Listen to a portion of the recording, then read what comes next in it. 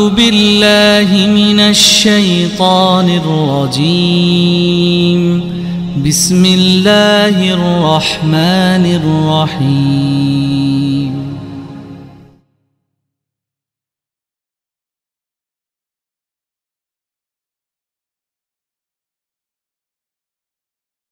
Alhamdulillahirabbil alamin. Alhamdulillahilladzi anjala sakinah fi qulubil mu'minin liyazdadu imanan ma'a imanihim. Wa asyhadu an la ilaha illallah wahdahu la syarikalah wa asyhadu anna Muhammadan abduhu wa rasuluh al-mab'utsu rahmatan lil alamin. Allahumma iftah lana qulubana wa alhimna rushdana wahdina ila siratikal mustaqim. Ibu dan Bapak Majelis Madani rahimani wa rahimakumullah, syukran jazilan Ustadz Ersad yang memandu di diskusi Majelis Madani malam hari ini. Sehat dekat selalu Ustadz, juga gurunda tercinta. Amin. Tadudi mutakin, semoga Allah senantiasa memberikan kesehatan, keistiqomahan buat gurunda tercinta untuk terus membimbing kita, mengimami kita, membersamai kita untuk bisa menemukan jalan pulang ke surga. Juga seluruh keluarga besar Majelis Madani, puji syukur hanya milik Allah. Juga ada Prof.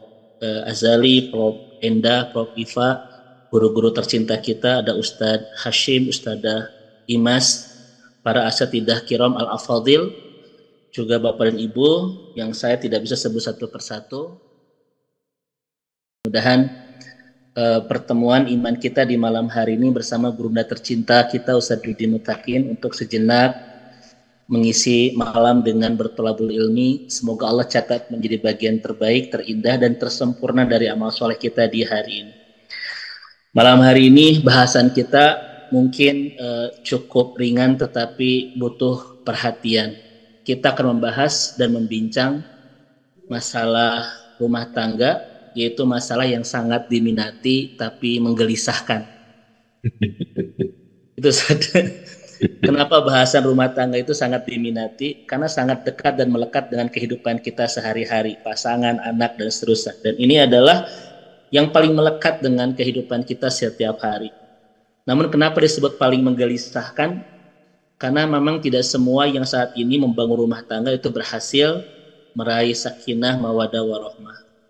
Ada yang saat ini sedang diuji banyak masalah, diuji kehilangan perasaan cinta kepada pasangan, diuji kesetiaan, saja konflik-konflik yang hadir dalam rumah tangga. Banyak yang saat ini pun belum berhasil membangun rumah tangga. Ini paling menggelisahkan. Semoga yang hadir, keluarga besar Majelis Madani malam hari ini, tidak ada orang-orang yang sedang gelisah gara-gara bab rumah tangga. Amin. Ya, namun Bapak Ibu sekalian, memang bab rumah tangga ini ringan tapi perlu perhatian khusus. Kenapa? Li'annal Islam dinul mu'amalah. Karena Islam itu agama mu'amalah, agama bagaimana kita membangun hubungan dengan orang, ya. Dan mu'amalah yang paling penting dalam konsep agama kita, ya, sebelum membangun mu'amalah yang lain adalah bagaimana cara kita membangun hubungan yang baik dalam keluarga itu. Sampai-sampai Nabi kan mengatakan, gurunda ya, khairukum li ahli wa ana khairukum li ahli. Jadilah kalian pasangan terbaik bagi pasanganmu, karena aku adalah suami terbaik bagi istriku. Jadi ini Bapak Ibu sekalian, bab rumah tangga itu bab muamalah yang betul-betul butuh perhatian khusus, ya, dari kita semua. Sampai Nabi mengatakan keterbaikan kita di mata Allah sangat bergantung kepada seberapa baik kita di mata pasangan itu. Itu kata Nabi, khairukum li ahlihi wa ana khairukum li ahli. Keterbaikan kita di mata Allah sangat bergantung kepada seberapa baik kita di mata pasangan. Dan ketika ditanya kenapa kita harus baik kepada pasangan, kata Qardawi, karena pasangan kita adalah saksi pertama, saksi kunci tentang siapa kita kelak di hadapan Allah di akhirat. Makanya Ibu Bapak, biarkan ketika pasangan kita bersaksi di hadapan Allah kelak di akhirat tentang kita, semua ceritanya adalah tentang kebaikan-kebaikan kita, tentang keindahan-keindahan kita itu. Semoga ketika suami ibu bersaksi di hadapan Allah atau istri bersaksi di hadapan Allah, semua persaksiannya adalah cerita tentang bagaimana kita pantas menjadi ahli surga. Jangan sampai Pak, ketika istri kita bersaksi di hadapan Allah kelak di akhirat, kata istri, ya Allah, abi mah apal modal dah. Suami mah apal modal gitu ya. Nuki mah pantas ke surga ya Allah. Ini khawatir pasangan kita nanti ketika bersaksi seperti itu Bapak Ibu ya. Nah ini Ibu dan Bapak dirahmati Allah Subhanahu wa taala, butuh perhatian khusus tentang rumah tangga karena ini tema yang sangat banyak Bapak Ibu ya diceritakan dalam Al-Qur'an dari bab muamalah yang Allah simpan di 1500 ayat di dalam Al-Qur'an. Silakan Bapak Ibu lihat kisah-kisah yang Allah ceritakan di dalam Al-Qur'an. Gurunda tercinta Ustaz Dudi selalu menghadirkan bab rumah tangga, betul ya? Rasulullah dengan rumah tangganya, Ibrahim dengan rumah tangganya, Yusuf dengan keluarganya, Nuh dengan keluarganya, Lut dengan keluarganya, Luqman dengan keluarganya. Setiap kisah-kisah yang Allah sampaikan di dalam Al-Quran itu selalu melibatkan keluarga. Maka keluarga ini adalah bab muamalah yang sangat penting dan sangat banyak dibahas di dalam Al-Quran sehingga membutuhkan perhatian khusus. Nah, malam hari ini Bapak Ibu, bahasan kita menarik. Kita akan membahas salah satu hal yang muncul dan konflik yang muncul sebagai dinamika dalam rumah tangga itu. Saya sampaikan kepada Bapak Ibu ketika bicara konflik dalam rumah tangga, Gurunda tercinta Ustaz Dudi ya, ini saya katakan wajar. Tapi jangan dinormalisasi ya. Kenapa wajar? Karena rumah tangga terbaik di muka bumi ini yang pernah hadir adalah rumah tangga Rasulullah. Kenapa ini disebut dengan rumah tangga terbaik di muka bumi? Karena diisi oleh manusia-manusia terbaik. Betul Bapak Ibu ya? Makanya Ustadz Hashim, Ustadzah Imas Karyama, semoga Allah menjaga semua guru-guru tercinta kita. Maka kalau ada pertanyaan, rumah tangga siapa yang paling baik yang pernah hadir di muka bumi ini? Bapak Ibu nggak jawab rumah tangga saya, itu mah hoax. Itu bohong. Karena rumah tangga yang terbaik adalah rumah tangga Rasulullah Sallallahu Alaihi Wasallam. Karena dibangun oleh orang-orang terbaik yang pernah ada di muka bumi ini. Betul Bapak Ibu sepakat ya? Dan ini disampaikan oleh Dr. Akram Ridho ya, seorang pakar manajemen muslim dunia itu. Tapi rumah tangga sebaik ini pun tidak sepi dari konflik. Bapak Ibu ya, kita ada potongan-potongan kisah rumah tangga Nabi. Istrinya meminta tambahan jatah dapur ya. Nabi pernah mengharamkan madu karena istrinya. Kemudian Aisyah pernah memukul pembantunya Zainab. Kemudian Aisyah pernah minta izin untuk berpisah rumah dengan Rasulullah SAW gara-gara konflik besar di Madinah. Ternyata rumah tangga Nabi pun banyak konflik, Bapak Ibu ya. Makanya ketika rumah tangga kita ada konflik, ini tanda kutip wajar. Karena rumah tangga sebaik apapun di muka bumi, yaitu rumah tangga Nabi pun ada konflik. Nah, tapi Bapak Ibu, kenapa Allah menakdirkan rumah tangga Nabi itu ada konflik? Untuk menjadi pelajaran terbaik buat kita ketika rumah tangga kita dilanda konflik, ya, sebagai pembelajaran. Karena kalau rumah tangga Nabi tanpa konflik, kita mau belajar ke siapa ketika rumah tangga kita ada konflik? Saya tanya kepada Bapak Ibu yang hadir majelis Madani ini, pernah nggak Bapak Ibu merasakan konflik dalam rumah tangga? Wah, sih kenapa tak ayah di dima ya? Ini kelihatan pasan-pasan ahli surga semua. Ini tidak ada konflik, rame. Ya, ketika kita punya konflik, kita punya panduan bagaimana cara menjalaninya, menyelesaikannya. Panduannya siapa? Rumah tangga Nabi. Karena rumah tangga Nabi ditakdirkan itu memiliki banyak konflik untuk menjadi pelajaran berharga buat kita ketika kita punya konflik. Ini Bapak Ibu dirahmati Allah Subhanahu wa taala. Nah, salah satu konflik dan dinamika rumah tangga yang akan kita bahas hari ini tadi sudah disampaikan oleh Gurunda tercinta Ustaz Dudi, yaitu khuturah zauzah mutasallitoh ya. Jadi kalau bahasa kita mah dampak buruk dari istri yang dominan ya terhadap daripada suami. Bapak Ibu, bahasan ini itu sangat serius dibahas oleh tokoh-tokoh agama, tokoh-tokoh sosial Pak di Timur Tengah. Saya sampai capek membahas artikel-artikel yang dibahas oleh para pakar di Timur Tengah karena mereka betul-betul menjadikan ini masalah yang serius dalam rumah tangga. Namun di kita masa biasa ya Ustaz. Di kita seperti bukan bahasan serius, bukan bahasan bahaya gitu. Ketika ada istri mendominasi daripada suami. Tetapi di Timur Tengah Bapak Ibu sekalian ini menjadi bahasan khusus sampai dibikin muktamarnya. Ya, sampai dibikin muhadharahnya itu, ya. Dibikin muktamar serius, bahkan muncul fatwa dari para ulama terkait dengan dominasi istri daripada suami dalam rumah tangga itu. Kira-kira Bapak Ibu kalau di kita bahasan ini serius atau biasa-biasa saja? Iya. Kayaknya biasa Bapak Ibu ya. Seperti sesuatu yang bukan masalah besar gitu Ustaz Dudi Mutakin Gurunda tercinta ya. Tetapi Bapak Ibu saya itu sampai tadi menjelang maghrib lelah membaca banyak artikel-artikel yang tulis oleh pakar-pakar di Timur Tengah terkait dengan al-zawziyah, az-zawzah al-mutasallithah ini. Tentang perempuan-perempuan yang mendominasi suami. Ya. Makanya izinkan Bapak Ibu sekalian, bahasan saya sekarang itu ada sekitar 25 slide ya.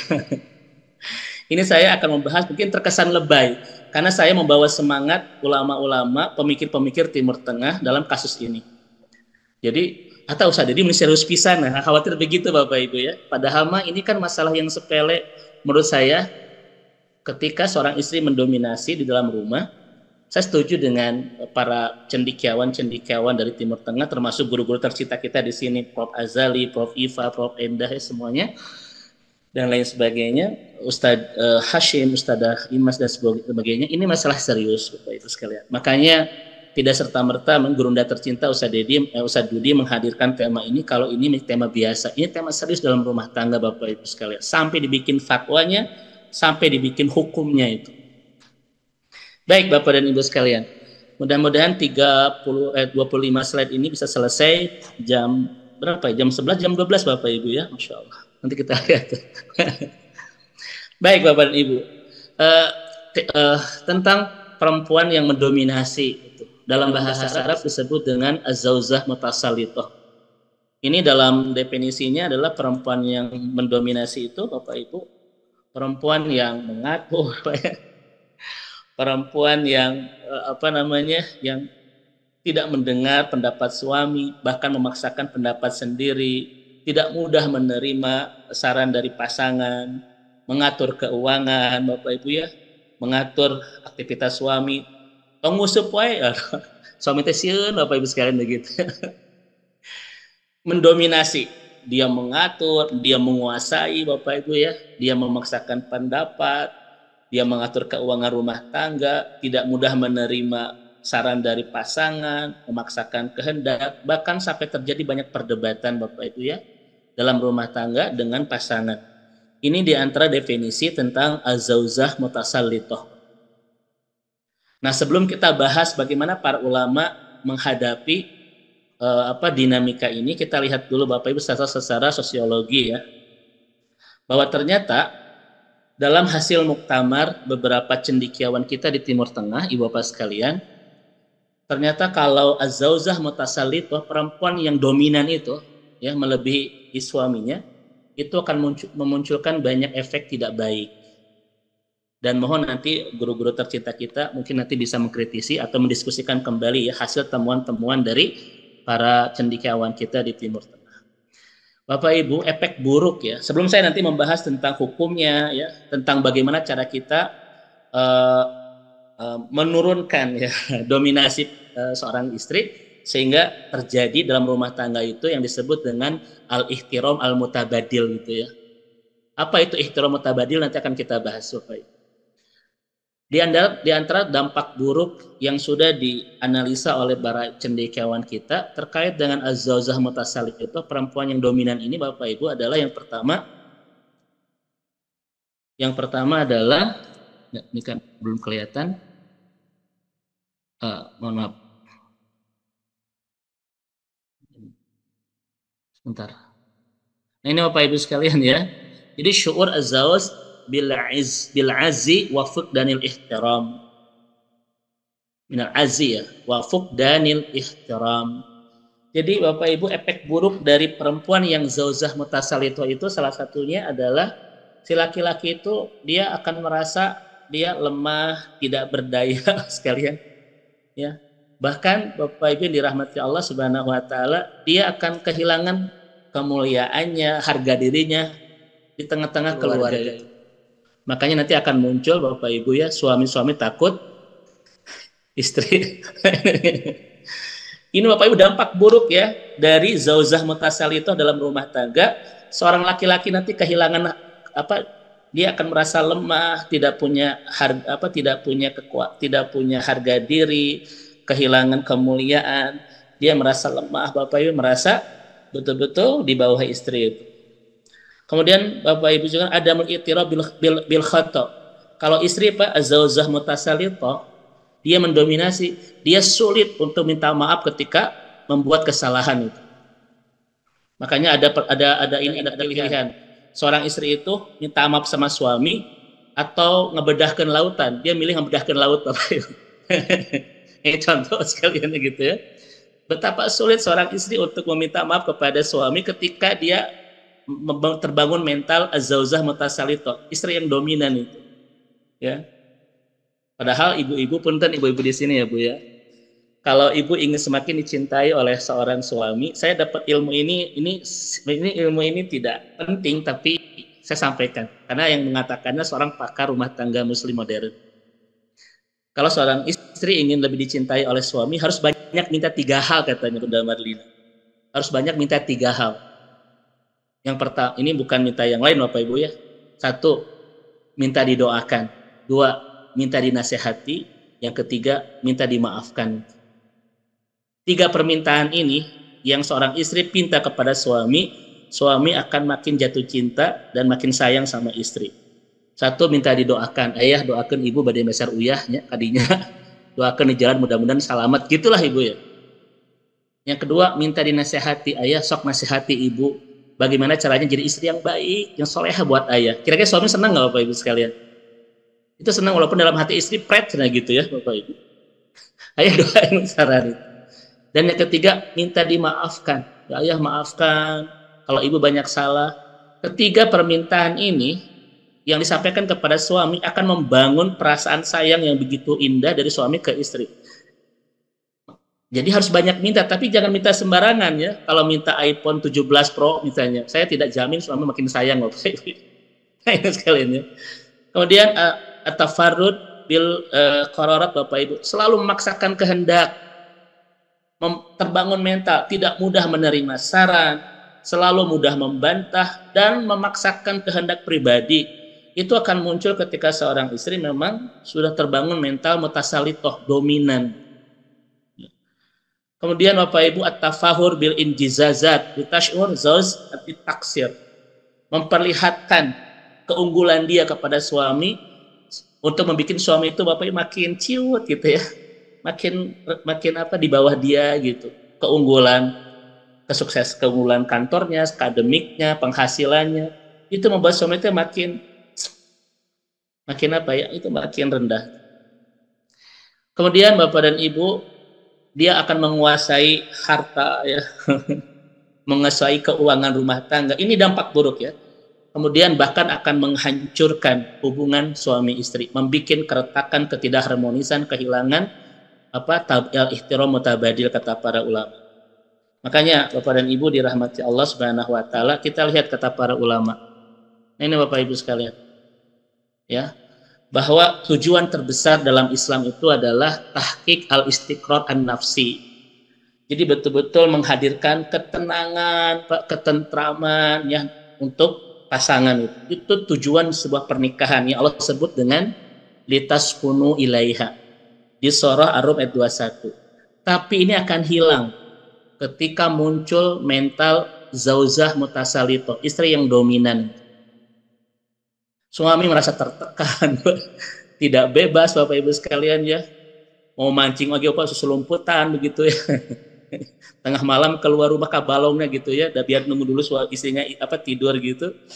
Dia merasa tidak tenang, tidak tentram. Kenapa? Karena istri terlalu dominan dalam rumah tangga. Padahal tujuan terbesar dalam rumah tangga dalam konsep Islam litaskunu ilaiha, yaitu tahqiqul istiqrar an-nafsi, yaitu merealisasikan ketenangan, ketentraman di dalam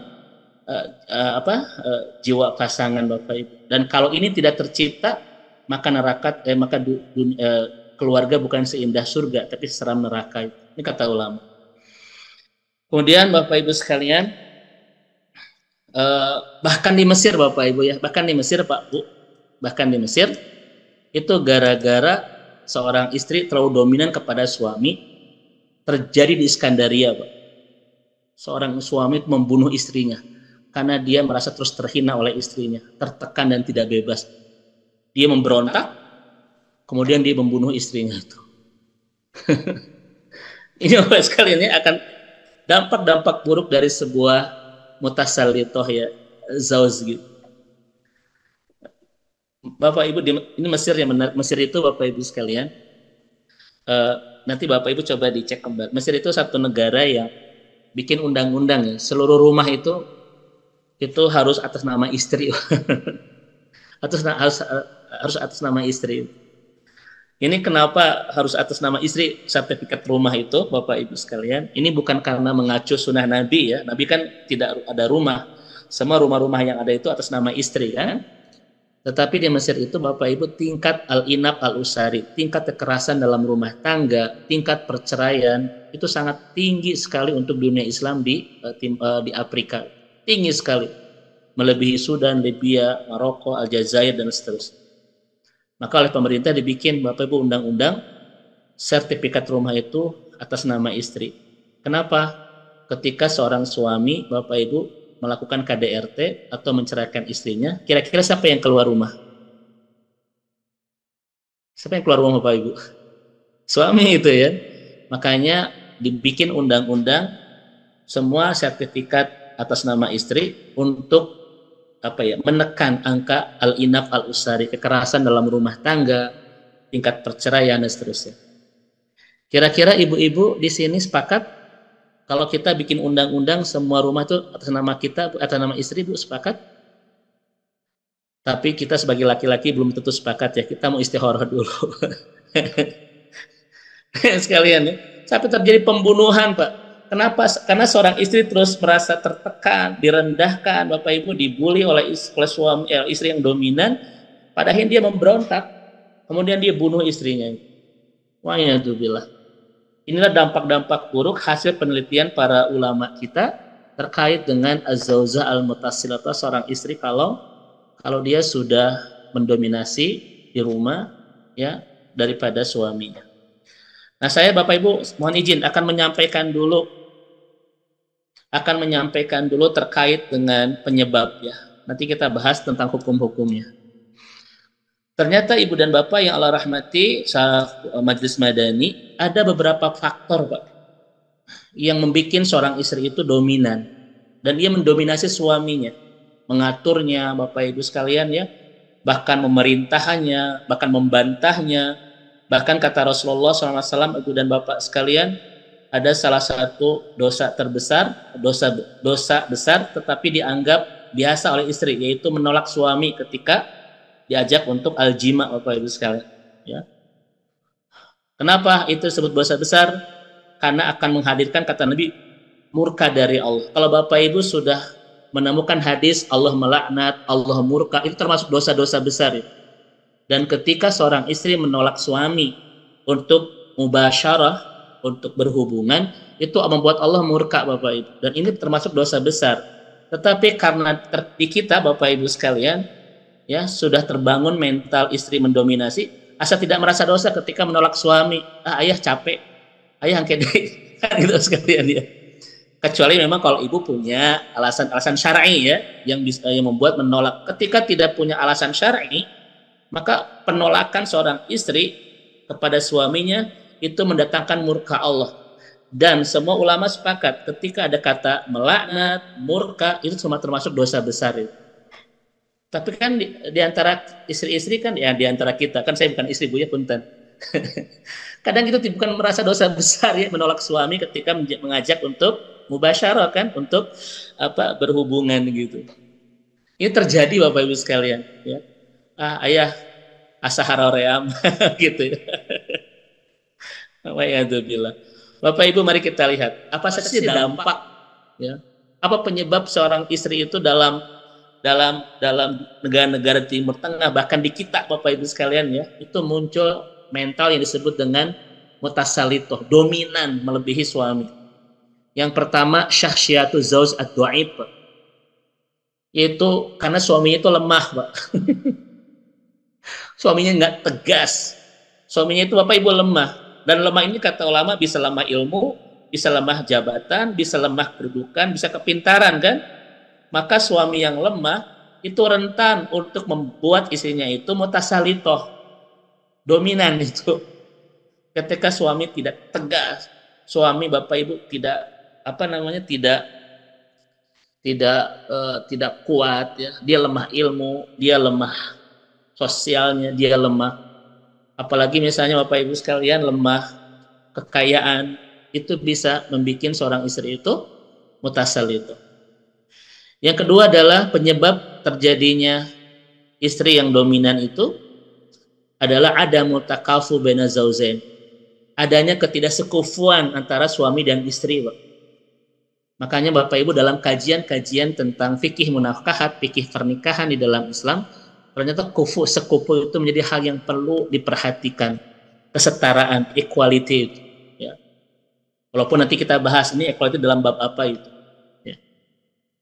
Tetapi ketika serta sosial tidak sama, serta sosial istri lebih tinggi, ilmunya lebih tinggi dan sebagainya, ketika tidak dikawal dengan keimanan, itu khawatir terjadi penyakit tadi ya, zauzah mutasalitoh. Nah, yang ketiga, kata para cendekiawan muslim, ibu dan bapak, hal yang menyebabkan seorang istri itu adalah mutasalitoh. Itu dia masuk, Pak, pengaruh dari keluarga istri. Jadi ngatur rumah tangga itu dari keluarga istri, ayahnya, ibunya, semua masuk Bapak Ibu ya. Maka rumah tangga terbaik itulah rumah tangga yang tidak ada campur tangan dari pihak keluarga suami ataupun keluarga istri. Nantinya nggak bagus. Nanti ada bahasan khusus Bapak Ibu sekalian. Apa dampak kalau rumah tangga kita itu banyak yang ikut campur, ya, orang tua dan lain sebagainya. Ketika seorang ibu ikut campur kepada rumah tangga putrinya, ketika seorang ayah ikut campur kepada rumah tangga putrinya, itu menjadi sebuah hal yang rentan seorang istri itu dominan dan seorang suami akan kalah. Ya. Dan dampak selanjutnya ibu dan bapak sekalian adalah seorang suami gagal, Pak. Gagal untuk mengkontrol istri. Ya, kegagalan. Nah, ini Bapak Ibu coba lihat ya, penyebab-penyebab lain yang membuat seorang istri itu dominan melebihi suaminya adalah dia kurang memberikan nafkah, bahkan dia punten Bapak Ibu lemah syahwat sehingga tidak bisa memberikan kebutuhan biologis ya. Ini faktor-faktor yang dibahas oleh para ulama kita ketika suami banyak kelemahan, Bapak Ibu ya, lemah ngasih nafkahnya. Ketika suami yang lain itu ngasih sebulan ke istrinya 300 juta, ini mah 18, tanggal 18 istrinya harus siap-siap koma itu. Itu. Kemudian ya Bapak Ibu sekalian ya, syahwatnya tidak dia lemah syahwat sehingga tidak bisa memenuhi kebutuhan biologis istri. Ini akan menjadi hal-hal yang membuat istri itu dominan. Apalagi ibu dan bapak sekalian ya, ditambah dengan Nah ini Bapak Ibu, ditambah dengan tontonan-tontonan. Ini berpengaruh banget. Kan Bapak Ibu sekarang drama Korea, drakor, dracin, ya. Drama Korea, setelah Bapak Ibu nonton drama Korea, nonton sinetron Indosiar kan begitu ya. Sehingga bikin kesimpulan, hidup itu tidak seindah drama Korea, tetapi juga tidak serudut sinetron Indosiar. Kan tontonan-tontonan itu Bapak Ibu ada nilai-nilai yang secara tidak sadar Bapak Ibu ya itu masuk seperti banyak istri yang membangkang suami, ya, banyak istri yang membantah perintah suami, banyak istri yang Bapak Ibu salah memahami tentang konsep emansipasi dan itu semua ditontonkan dalam film-film itu kan. Jadi membangun mental Seakan-akan istri itu tidak merasa berdosa ketika dia tidak nurut sama suami, membantah suami, mengatur suami. Karena di tontonan-tontonan itu banyak yang kayak begitu kan Bapak Ibu ya. Saya Bapak Ibu, bukan saya tahu, saya sering nonton, cuma ngintip sedikit lah untuk nyari pelajaran begitu ya. Bapak Ibu coba kita lihat Pak, ada seorang istri Bapak Ibu ya ketika taat sama suami dalam film disebut Kampungan begitu ya. Disebut dia itu terjajah, merasa jadi budak.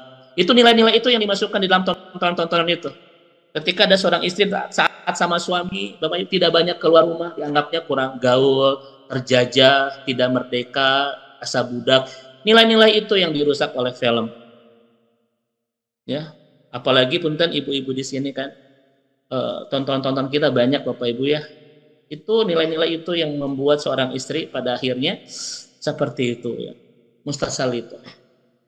Baik Ibu dan Bapak, kita lihat Ibu Bapak sekalian. Bagaimana Islam memahami tentang al-azawzah mutasal itu, istri yang dominan dalam rumah tangga melebihi suami. Sebuah fatwa Bapak Ibu muncul dari kajian para ulama kita, para cendekian kita bahwa Bapak Ibu sekalian, ya, perempuan itu yang mendominasi ala zauziha Bapak Ibu tidak diterima secara syar'i dan secara budaya. Ini kesimpulan Bapak Ibu. Kenapa tidak bisa diterima secara budaya? Tadi efeknya banyak ya Bapak Ibu sekalian. Efeknya sangat merusak itu. Dan kenapa tidak diterima secara syar'i? Karena Bapak Ibu ja'alallahu ya qawamatal bait lirrijal. Karena Allah sudah menakdirkan dan sudah menyajikan qawam, pemimpin, dominasi di rumah tangga itu adalah laki-laki. Dan ini termasuk adalah syariat yang Allah bikin di dalam Al-Quran. Qawamah, kepemimpinan. Dominasi tanda kutip Bapak Ibu ya. Allah telah menakdirkan ini dikawal dan dianugerahkan kepada rijal, yaitu laki-laki. Kenapa Bapak Ibu? Kita lihat analisanya. Sebelum saya lihat analisanya, Allah mengatakan ar-rijalu qawwamuna ala nisa, Bapak Ibu ya. Laki-laki itu qawam bagi perempuan. Qawam di sini maknanya Bapak Ibu sangat luas, pemimpin ya, pengatur Bapak Ibu sekalian, kemudian penegak, banyak sekali. Tetapi inilah Allah berikan anugerah, bukan anugerah, Allah berikan amanah ini kepada laki-laki, bukan kepada, ini konteks syar'i Bapak Ibu sekalian. Nah, kenapa Allah itu memberikan kepemimpinan dalam rumah tangga itu kepada laki-laki sehingga dia harus lebih dominan daripada istri? Ini Bapak Ibu sekalian. Karena qawam, kepemimpinan dalam rumah tangga itu membutuhkan kecerdasan, membutuhkan kebijaksanaan, membutuhkan manajerial, membutuhkan pengelolaan, membutuhkan syarat-syarat yang lain, yang semua itu laki-laki lebih menonjol daripada perempuan. Makanya nanti mungkin para guru kita di sini, Gurunda Sadudi, mungkin bisa menjelaskan ya terkait dengan laki-laki itu mengandalkan kecerdasan, kebijaksanaan, ketegasan, sementara perempuan mengandalkan apa? Biasanya Ibu? Apa namanya ini? Asy'ur al-atifah, perasaan. Ya kan gitu ya. Kepemimpinan itu, Allah itu Bapak Ibu ketika membuat ayat tidak akan ada yang salah itu. Kenapa Allah meletakkan dan melekatkan kepemimpinan kepada laki-laki bukan perempuan? Karena terkait kecerdasan. Saya tidak Bapak Ibu langsung bahwa perempuan itu kecerdasan lebih rendah, enggak. Banyak perempuan-perempuan yang hebat dalam kecerdasan. Contoh-contoh di sini ya. Ketegasan, kebijaksanaan, Bapak Ibu, manajerial, pengelolaan dan sebagainya. Itu ternyata secara keumuman itu laki-laki lebih dominan daripada perempuan. Dan perempuan itu lebihnya adalah syu'ur al-atifah, perasaan. Ya. Makanya Bapak Ibu kira-kira sebuah kepemimpinan itu akan lancar nggak kalau hanya dikawal oleh perasaan? Perasaan sebel.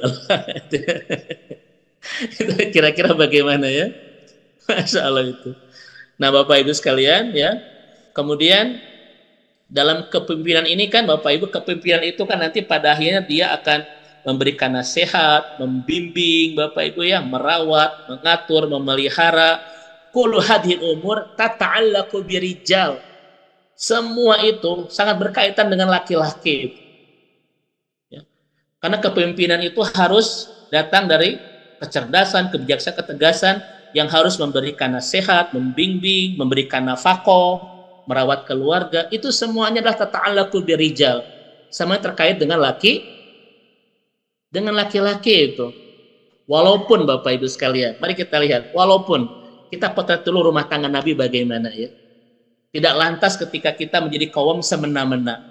Tidak lantas kita ketika menjadi kaum itu Bapak Ibu betul-betul mendikte dan sebagainya. Lihat rumah tangga Nabi sebagai prototipe indah bagaimana kita menjelaskan ayat tadi. Bapak Ibu mohon izin. Nabi itu kadang bermain-main dengan istrinya, balap lari. Ketika lari pertama, Aisyah menang. Ketika lari kedua, Aisyah kalah. Karena ketika itu Aisyah badannya sudah mulai berisi, ya, sudah mulai berbobot. Tapi Nabi lari-lari, Bapak Ibu. Baik ya, di sini kan kita supaya kita tidak salah paham tentang qawam itu, khawatir Bapak Ibu di benak itu, oh ternyata laki-laki itu pada akhir nanti Bapak Ibu sekalian semena-mena dan sebagainya.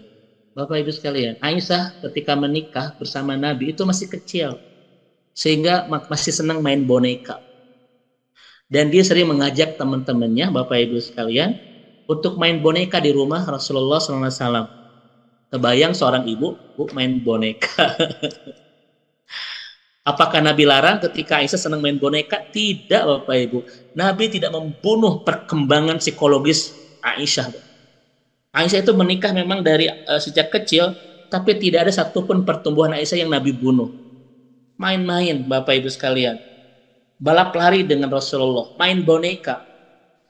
Nah, suatu saat Bapak Ibu sekalian, teman-temannya Aisyah itu segan masuk ke rumah Aisyah untuk main boneka. Kenapa? Ada Nabi di dalamnya. Dan Nabi paham, Nabi sering keluar rumah. Bukan untuk apa-apa, untuk membiarkan Aisyah main boneka bersama teman-temannya itu. Ini qawam Bapak Ibu ya. Gitu. Bahkan Bapak Ibu coba lihat di hadis ini. Bapak Ibu sekalian kita lihat. Nah ini Bapak dan Ibu ya. Nah ini Bapak Ibu sekalian.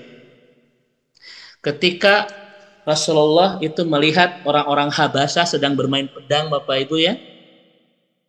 Aisyah itu sering menyimpan dagunya itu di pundak Nabi.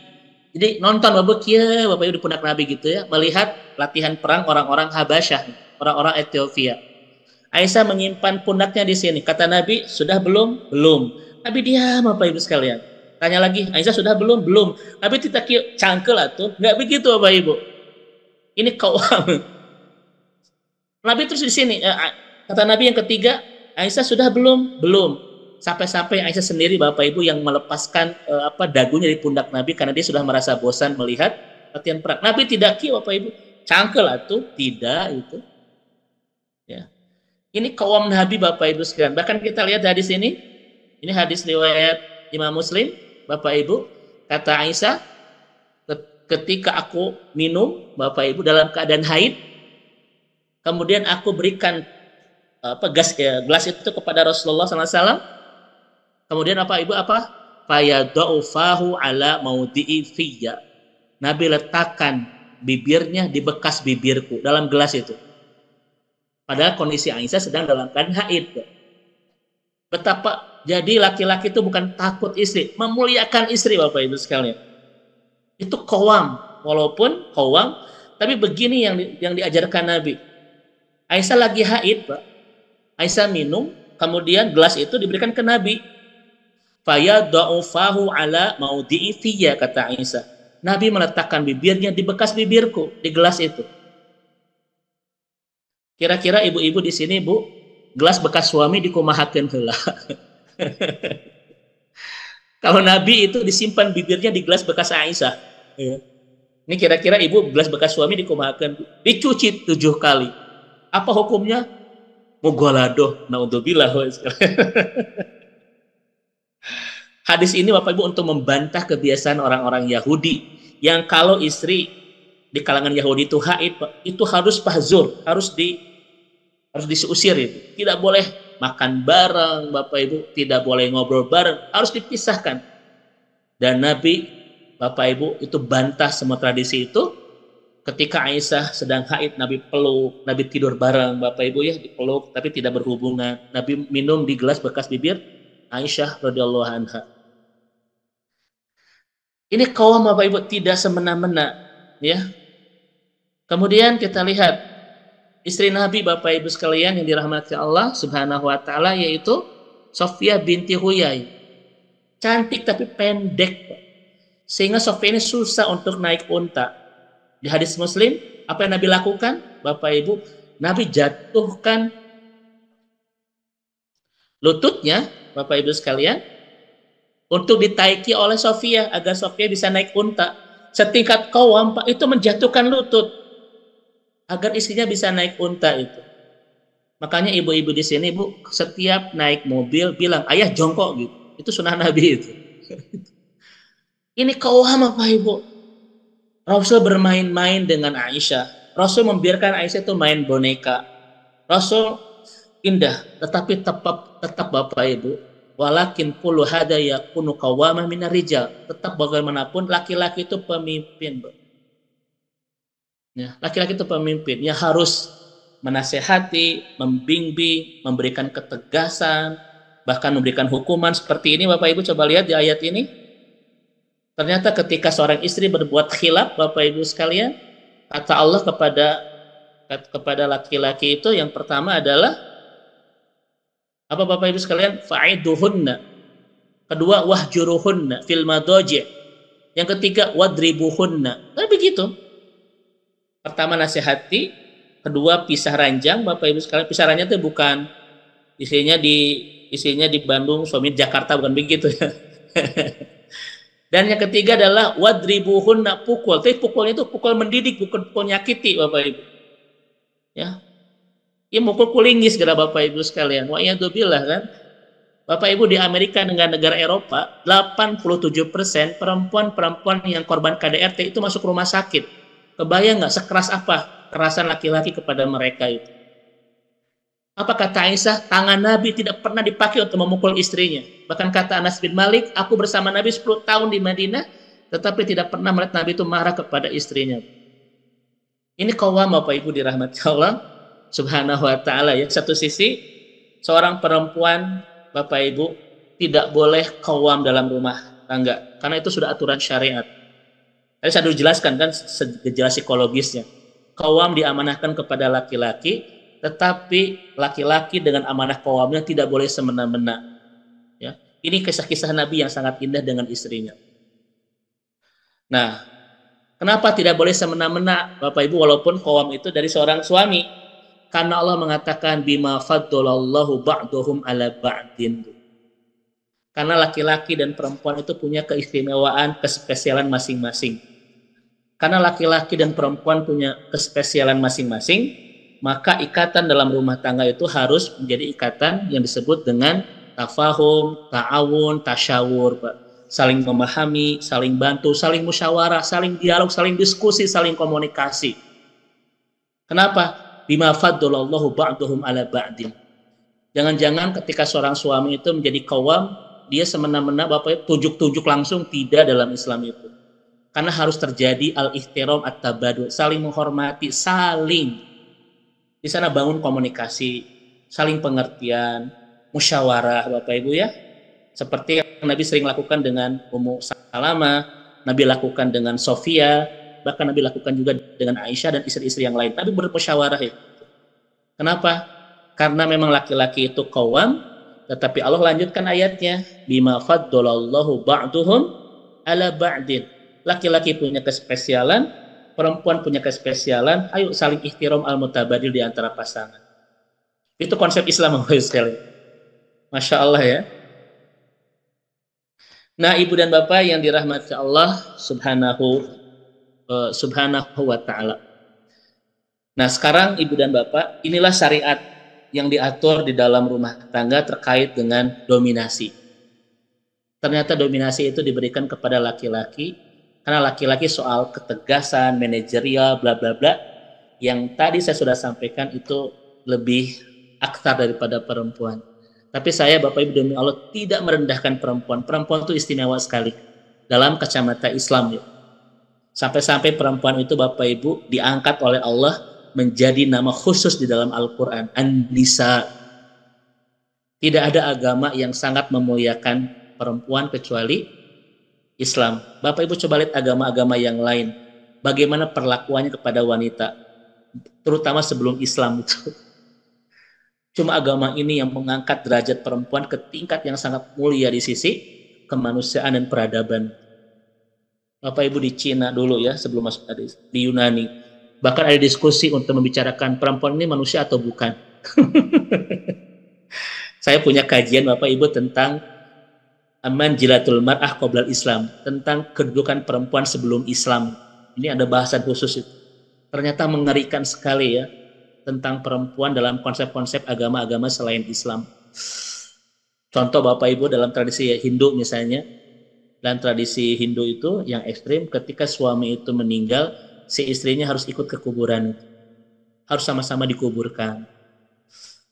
Ya, itu hanya Islam Bapak Ibu yang sangat menjunjung harkat dan martabat seorang perempuan sampai ke tingkat sangat mulia di sisi kemanusiaan. Masya Allah. Nanti ini ada bahasan khusus Bapak Ibu ya. Nah, tetapi memang dominasi qawwam itu, kepemimpinan diberikan kepada laki-laki. Tetapi kalau kita lihat bagaimana cara Nabi menjabarkan ayat ini, Bapak, tidak ada yang namanya semena-mena, tidak ada yang namanya Bapak gampang menyuruh, gampang menyarekan, Bapak, gampang memukul, tidak ada semua. Kenapa? Bima faddalallahu ba'duhum ala ba'din. Karena harus saling tadi al-ikhtiram al-mutabadil bainahum baina zaujain. Ya, begitu. Nah, sekarang Bapak Ibu mohon izin, saya ingin menyampaikan sesi terakhir ya. Bagaimana supaya perempuan itu tidak dominan dalam rumah tangga, tetapi juga bukan menjadi bawahan, menjadi budak dan sebagainya. Karena hubungannya adalah mutabadil, al-ikhtiram bainahuma. Ya. Ada kata para ulama itu Bapak Ibu, ada 3 hal yang harus dilakukan dalam rumah tangga supaya terjadi sebuah keseimbangan. Laki-laki jadi qawwam, tetapi istri pun menjadi partner diskusi, partner komunikasi, partner musyawarah dan lain-lain. Yang pertama Bapak Ibu sekalian, fa idza arada ar-rajul an takuna lahu al-haibah fil bait wal qabul ya kharijal bait. Ketika seorang laki-laki Bapak Ibu ingin dimuliakan di rumah dan diterima di luar rumah ya gitu, maka dia harus betul-betul membangun kedekatan dengan Allah. Tadi yang disampaikan oleh guruna tercinta Ustaz Dudi Mutakin, karena ada laki-laki Bapak Ibu dihargai di rumah, tidak diterima di luar. Sebaliknya diterima di luar, dia dihargai di rumah itu. Dia dihargai oleh teman-teman kantor Pak, tapi tidak dihargai oleh anak dan istri. Ada juga laki-laki yang dihargai oleh anak istri, tapi tidak diterima oleh orang-orang luar. Dan ternyata betul kata Gurunda Ustaduddin Mutakin, seorang laki-laki kalau ingin punya izzah, punya kemuliaan, punya harga diri, dihormati, sehingga istri tidak dominan melebihi suaminya, maka kuatkan ketakwaan dia kepada Allah Subhanahu wa taala. Tadi betul kata Ustadz, di antaranya adalah wa minal laili fatahazzat bihi nafilatan lak asa ayyab'atsaka rabbuka maqama mahmuda. Seorang laki-laki ketika membangun ketaatan yang hebat kepada Allah, di antaranya dalam qiyamul lailnya, dia akan memiliki maqama mahmuda, kedudukan yang sangat terpuji. Dan yang disebut dengan maqama mahmuda ini adalah Bapak Ibu, dia akan mendapatkan izzah kemuliaan ya dari istrinya, dari anak-anaknya, sehingga istrinya itu sangat menghormati, anak-anaknya juga sangat menghormati, istri sangat menghargai. Penghargaan ini Bapak Ibu diantaranya hadir dari kehebatan hubungan kita dengan Allah. Bahkan kata Dr. Amr Khalid, sebuah rumah yang diisi dengan ketaatan kepada Allah, diantara mereka akan saling menyayangi, Bapak Ibu saling mencintai, saling memuliakan dan saling menghormati. Semua berkah dan rahmat ini hanya datang dari keluarga yang indah membangun ketaatan kepada Allah. Maka di rumah yang ketiadaan dalam ketaatan akan hilang saling memuliakan, saling menghargai, dan lain sebagainya. Ini yang pertama, Ibu dan Bapak yang dirahmati Allah Subhanahu wa Ta'ala. Apa kata Abu Darda? Bapak Ibu, Abu Darda mengatakan, ketika seorang suami itu bermaksiat kepada Allah, maka Allah akan hujamkan perasaan benci dari hati istri kepada suaminya. Ini kalimat Abu Darda itu. Ketika seorang laki-laki bermaksiat kepada Allah, Allah hujamkan perasaan tidak suka, perasaan benci, perasaan tidak menghargai dari istri kepada suaminya itu. Makanya bapak-bapak, ketika istri kita tidak menghargai kita, tidak memuliakan kita, belum tentu salah istri. Tadi kan istri susah disalahkan. Tapi boleh jadi kesalahan kita kepada Allah itu. Ustadz, istri saya meniti nurut. Ustadz, istri saya menengah bantah wae. Ustadz, istri saya hese diatur teh. Jangan-jangan bukan salah istri, salah kita yang banyak maksiat kepada Allah, Bu. Karena Allah akan menghinakan dan merendahkan setiap orang-orang yang bermaksiat kepadanya. Dia makin rendah di mata istrinya, makin hina di mata istrinya, makin tidak dihargai di mata istrinya ketika dia maksiat kepada Allah, Bapak Ibu. Ya, ini yang pertama itu. Maka selalu kehilangan penghargaan dari seorang istri, ya, ketika suami itu tidak menghargai syariat Robnya, sekalian. Gitu ya. Ketika seorang suami tidak menghargai aturan Robnya, maka dia akan kehilangan penghargaan dari pasangannya. Nah itu, makanya Ustadz, saya pengen istri saya nurut. Ustadz, saya pengen istri saya itu ngedengerin, diatur ya. Bagaimana caranya? Yang pertama adalah kuatkan hubungan kita dengan Allah. Karena Allah akan memberikan maqama mahmuda, kedudukan yang tinggi, dihormati, dimuliakan oleh pasangan kita ketika hebat hubungan kita dengan Allah. Tadi sampaikan oleh guru tercinta Ustadz Dudi Mutakin, Bapak Ibu sekalian. Ya, Masya Allah. Kemudian Bapak dan Ibu misalnya begini.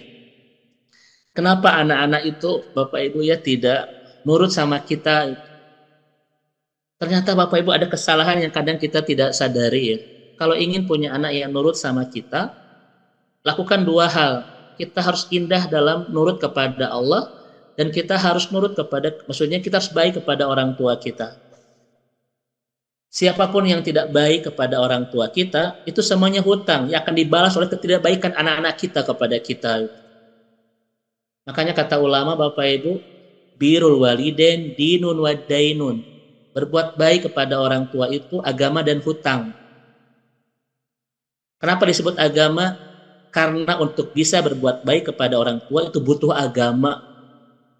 Sehebat apapun dunia seorang anak, ketika agamanya berantakan, dia tidak punya kemampuan untuk berbuat baik kepada orang tuanya, memuliakan dan lain sebagainya. Karena sumber terbesar seorang anak punya energi berbuat baik kepada orang tua adalah kebaikan agamanya. Yang kedua, berbuat baik kepada orang tua itu hutang. Kenapa disebut hutang? Karena akan dibayar oleh anak-anak kita semuanya. Kenapa Ismail begitu nurut kepada Ibrahim bahkan ketika disembelih? Karena Ibrahim baik kepada Azar orang tuanya. Kata Azar, "Fahzu, aku akan usir engkau wahai Ibrahim." Apa kata Ibrahim untuk bapaknya? "Semoga Allah memaafkanmu ya. Semoga Allah memberikan ampunan kepada ayahku. Semoga Allah memberikan salam kepada ayahku." Baik Bapak. Kebaikan Ibrahim kepada ayahnya dibalas oleh kebaikan Ismail kepadanya.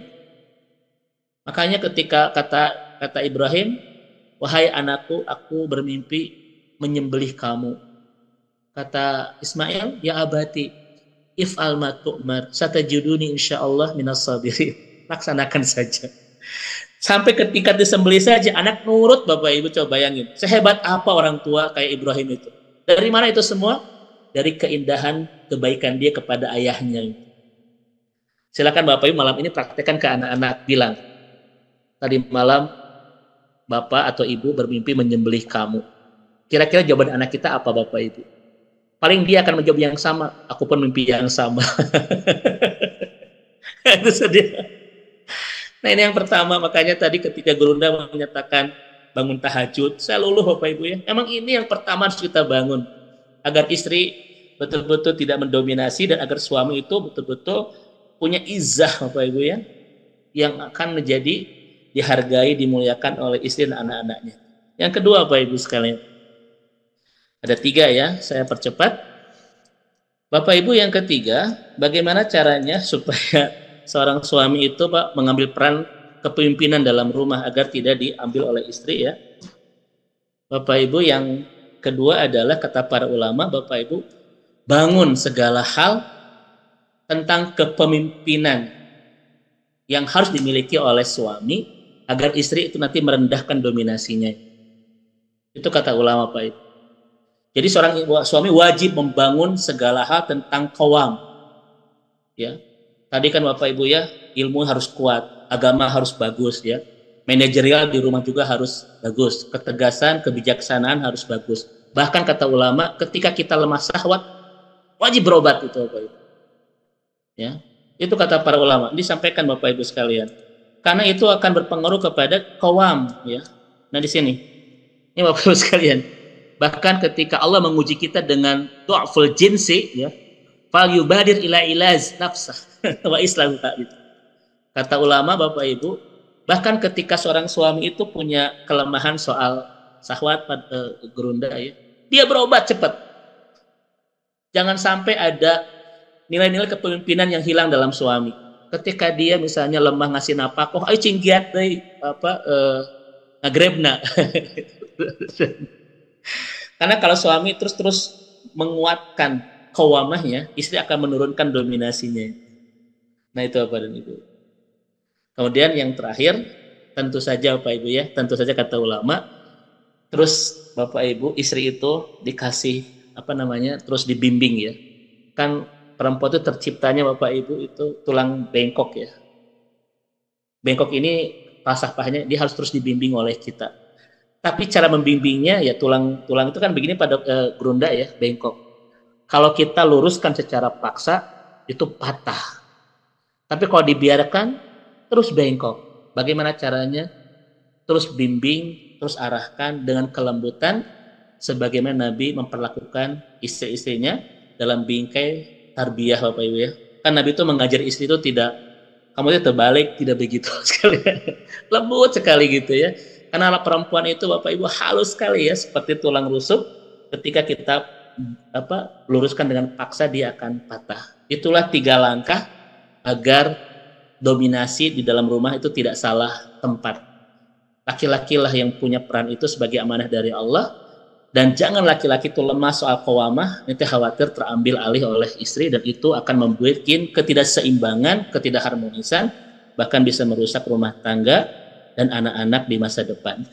Ini mungkin gerunda yang sampaikan, mohon izin terlalu lama.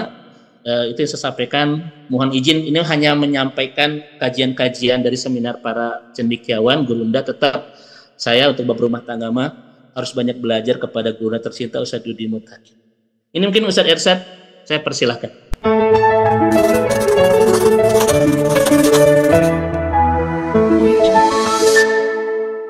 أعوذ بالله من الشيطان الرجيم بسم الله الرحمن الرحيم